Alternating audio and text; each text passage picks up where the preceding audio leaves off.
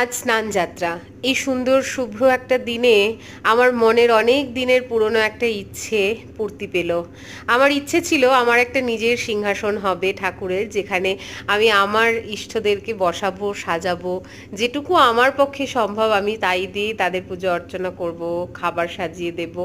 তো এতদিন তো বিভিন্ন জায়গায় থেকেছি, কখনো দেয়াল আলমারিতে, কখনো বা স্টাডি টেবিল যেগুলো ওয়াল মাউন্টেড হয় সেই রকম জায়গাতে তাদেরকে বসিয়েছি, গুছিয়েছি। সেখানেও তাদেরকে আমি আমার সাধ্যমতোই চেষ্টা করেছি সাজিয়ে গুছিয়ে রাখার, কিন্তু তবুও একটা সুপ্ত লুকোনো ইচ্ছে তো ছিলই একটা নিজের সিংহাসনের। তো ফাইনালি সেই ইচ্ছেটা পূরণ হয়েছে, আর আজকের দিনে আমি সেই ইচ্ছেটাই সবার সাথে সেই আনন্দটা ভাগ করে নিচ্ছি। এটা আমার কাছে অনেক বড় একটা ব্যাপার। তোমরা সবাই জানিও যে কেমন হলো। আর এটা কিন্তু কাভার্ড সিস্টেম, মানে সামনে দরজা আছে, কিন্তু আমার তো এরকম খোলা খোলাই ভালো লাগছে।